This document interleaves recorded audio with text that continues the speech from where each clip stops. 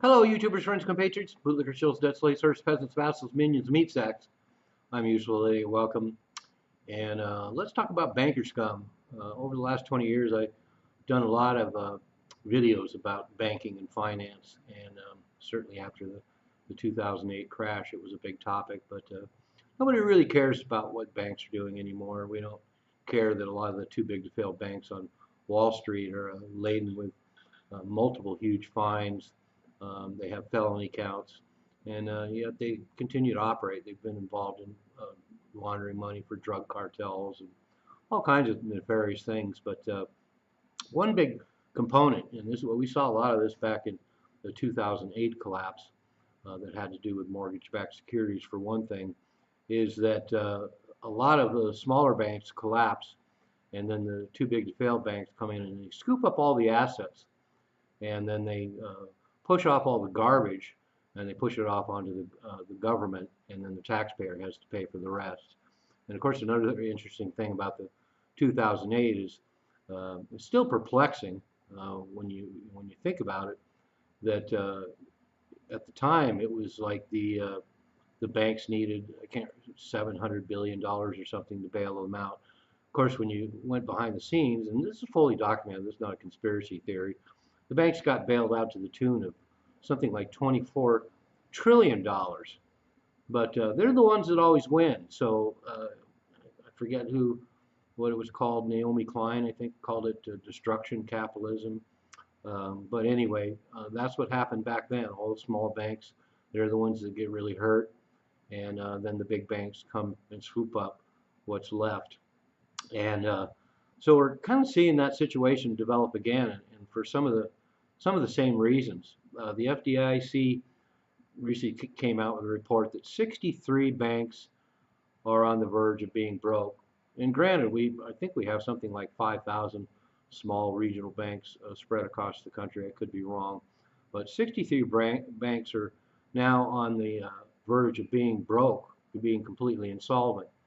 And that's baked into the whole system. When you actually get into the bank's accounting and their books, they're almost universally, the books are cooked, and they have all these weird laws to help them hide all their losses. A good example of that is during the 2008 crash, a lot of the banks, they suspended what's called mark-to-market rules.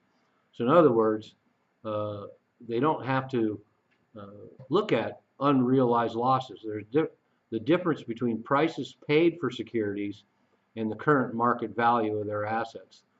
So before the 2008 crash, they were actually supposed to put the actual value of these so-called assets on, but they suspended those rules, and they've been in place ever since. So there's no requirement for any of these banks to actually show that a lot of the stuff they carry on their books is at a loss. Instead, they continue to be assets. So all these banks that say, "Oh yeah, we're great. We've got a great balance sheet and everything else," it's all bullshit. And the banks can hold these securities until they move, so that allows them to blanket these losses even more. And right now, the big banks are taking huge losses. You wouldn't know it from the stock market, but the big banks are taking a lot of losses, and a lot of the regional banks are taking losses because the commercial real estate market has just been a clusterfuck and a shit show for many years now, and it continues to collapse. And you know, we have all these malls that have closed. We have all these commercial office buildings that originally were valued in the billions that are selling for literally like $200,000 or maybe a couple of $1,000,000. And then we have massive record credit card debt now, and a lot of the banks are taking losses on that. There's huge defaults and just staggering numbers. And then, of course, inflation and the high interest rates just exacerbates all these issues. And one of the things that's, of course, disturbing and deja vu about now and back in 2008 is, once again, the mortgage-backed securities are at the heart of this. The banks carry these mortgage-backed securities on their books at full value, and of course, with real estate valuations crashing, especially in commercial real estate, A lot of these mortgage-backed securities aren't really worth that much. So this is coming back to haunt us because once again they just paper it all over. They don't really address the core issues. They just address the symptoms to try and sustain everything. And that's exactly what's going on. For example, the stock market. Most of the valuations in this record stock market we have going on right now is the result of stock buybacks. All the big corporations and all the banks, major banks and everything, they're buying back their own stock, and they're doing that to increase the share value, and so their shareholders are getting these windfall profits, but it's all smoke and mirrors. So the stock market really has no meaning. Granted, people that are invested in the stock market for the most part are getting great returns, and so that's a potential good side of your mom and pop investors. Although historically the mom and pop investors usually get shorted and get clobbered in the end, and it's only the big players that know when to get in and when to get out that are going to profit by all of this. But anyway, it's just something to keep an eye on. It seems like inevitably we're going to see a lot more banks collapsing because as strong as they try to say the economy is on the surface, there's so many incredible pressures on the economy right now from so many sources that it just seems inevitable that something big is going to happen at some point. And I've given up on doom watch and watching for the banks to collapse, and there's been warnings ever since 2008 that the next big one is coming, next big crash is coming, and it just keeps getting papered over, and they're masters at doing that now.